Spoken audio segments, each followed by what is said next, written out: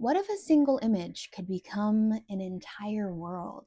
When I came across this picture, it felt like sovereignty, it felt like sensuality, it felt like a sacred space. A woman who had become inseparable from the world that she had created for herself. It sparked my curiosity. I wanted to know her story, not just recreate the image because it's pretty, but actually understand the moments that came before it. Who is she? What kind of world does she exist in? And how do I translate that feeling into a cinematic and visual experience? To me, this feels like the hero shot. This feels like the final shot in a sacred ritual. So instead of recreating it, of course, I want to build the emotional journey that leads here. A story that begins with quiet observation and ends in what feels like an invitation into her hidden existence. But why is this image so potent? Why is it so captivating to me? Because at first I thought it was the lace, the intentional lighting, but it's actually so much more than that. To me, it is the relationship between the viewer and the woman. It's almost like we are interrupting something private, but because she gave us permission to do so. That relationship is the very thing that I wanted to cinematically and visually explore. She's not performing for us. We have taken a step into what her presence creates. This dynamic is the very thing that is going to influence how every camera movement and angle will feel. Now, before I even build a mood board, before I even go in with a storyboard, I like to write out a creative brief. It keeps me focused on not just recreating a pretty picture, but actually designing an entire experience around it. So we have our objective, okay? Create a simple visual story of sovereignty and exploring what it looks like to witness embodiment. Now, her emotions, the protagonist's emotions, I want to develop from a space of presence to surrender into intimacy. Right? And the viewer, I want the viewer's emotions to develop from observation into allure and finishing off with invitation. Now, our protagonist, we've talked a little bit about already, but she is a woman completely at home in a world that she has created. A woman whose softness is her act of sovereignty. Now, we'll keep consistent with a few visual motifs to encourage this story. We've got the lace, of course. I want peaks of grass, sunlight, wind, soft white fabric, shadows. I want the camera language to feel slow and respectful and observational, shifting from those wider, more voyeuristic angles, like they're witnessing something, and transitioning to something more intimate, something more close range as the visual story develops. Our color palette will be pretty simple. We've got the creams, the sages, the butter yellows, a lot of warmth, warm gold. Now, once I know what the imagery wants to communicate, building a mood board gets a whole lot easier.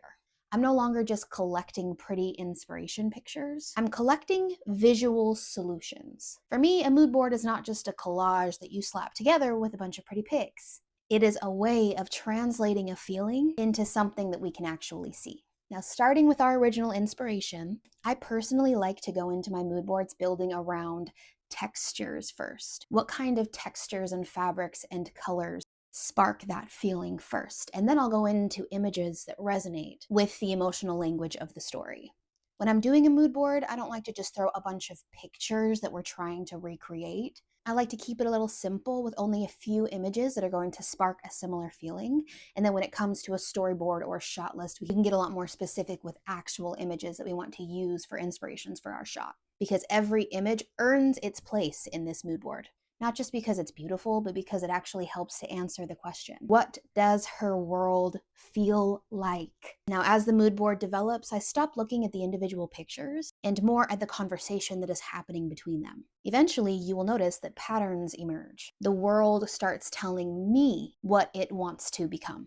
And once I understand the world, it is time to understand the story. This is where I begin mapping the emotional progression shot by shot. Not just what the audience will see, but what they are meant to feel. Camera movement, composition, pacing. Every single decision should support the emotional journey that we have already decided. Only after I do that do I write my shot list, the blueprint, the bridge between the imagination and the execution, making sure that each shot somehow answers one of the questions that this project asks me. How do I communicate sovereignty without distance? How do I make softness feel powerful and alluring instead of just passive? How can the camera translate observation into inclusion? And how do we feel her grounded presence as an embodiment that we want to mirror, not just watch? But there is only so much that you can answer on paper. Eventually, every idea reaches the same moment where you just have to make it. Now let's find out if this idea survives reality. All right, hi, it's me. Hi. So, first step was to do a little location scouting, which thankfully I already had a place in mind and it wasn't but a hop, skip, and a jump down the road from our house.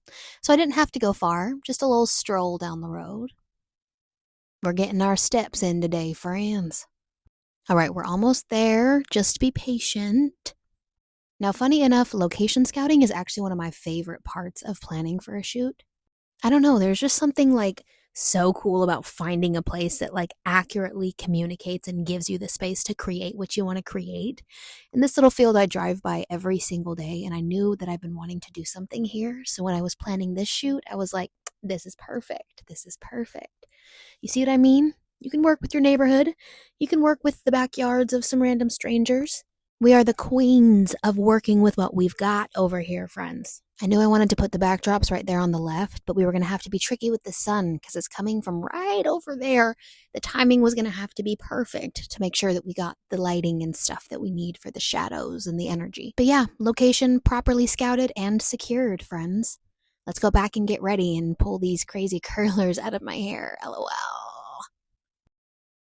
I also had to put together the backdrops that we were going to use. Backdrops is a term we're using loosely because they were lace tablecloths and some random drapes that we have in the closet. Like I said, queens of working with what we've got here. You don't need to spend a bunch of money on shit. And also lucky for us, we've got a dope-ass truck that we can put a bunch of shit in. So I went ahead and packed that bitch up. This is Perline. This is our girl Perline. I bet you didn't know your girl drove stick, bitch. It is a clutch. I feel like such a badass driving that clutch, bitch. I'd be like, get it. LOL. Anyways, the truck is packed. I have to go get ready. And once we're done, we're going to go ahead and go to the location and get it set up. And that's my cute little girlfriend, my little badass photographer slash filmmaker slash musician slash partner in creative crime. She's helping me set up. And thank God, because I tend to do the thing where I say, no, I've got it. I'll do it myself. She comes in and insists, no, babe, you need some freaking help. It's 110 degrees outside. You can't do it on your own. And she is in fact correct. It was hot as fucking balls. No, like the heat was bad, y'all. Like it was bad. Like I knew it was going to be bad because Georgia's heat just sucks ass. But it was so bad my dress was sticking to my body. My makeup was off of my face in the first 10 minutes. I'm not a kind person when I am hot. So I almost gave up several times. But thus is the challenge of adaptability when you are creating. Sometimes things just don't go perfectly the way that you may plan in your brain. Sometimes the twine is too skinny to hold the weight of your fabric and your stands keep falling down. But guess what? You figure shit out. You figure shit out when you are devoted to your vision. And I knew that if I just powered through, I'd be very happy that I did, even if it means simplifying the initial vision so I don't have a heat stroke before we are done filming it. But we did manage to get the set up. I know it doesn't look like much, but sometimes the simplest of sets create the most powerful results, all right? Like this moment when I realized during editing I deleted all the footage of us actually shooting. Anyways, here's the results.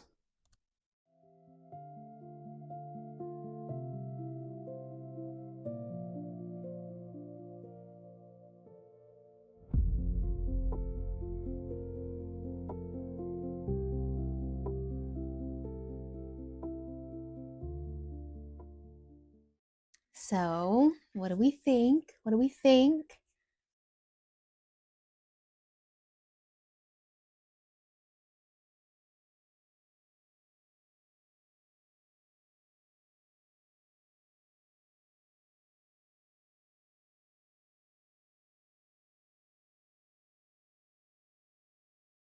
Now, at the end of every shoot, I do like to do a little check-in, a little analysis, and that's not just because my Virgo stellium makes me a perfectionist to a fault, but because I do like to know if there's anything I learned, if there's anything that I would do differently. But to be honest, I'm pretty satisfied with the result. I already mentioned that I did need to simplify. The one thing that I would have changed would have been that I would have actually captured a lot of the B-roll shots and other things that I had planned on to really continue the story for a bit longer. But it really wasn't much. I just got too hot. That is the biggest takeaway. Do not underestimate Mother Nature. We have to flow with her mood when you're shooting outdoors. And also, like I said, I knew it was going to be hot. I didn't expect it to impact my ability to actually function the way that it did, but I digress. Because I'm pretty happy with how it turned out, especially if I look back on my creative brief and the mood board.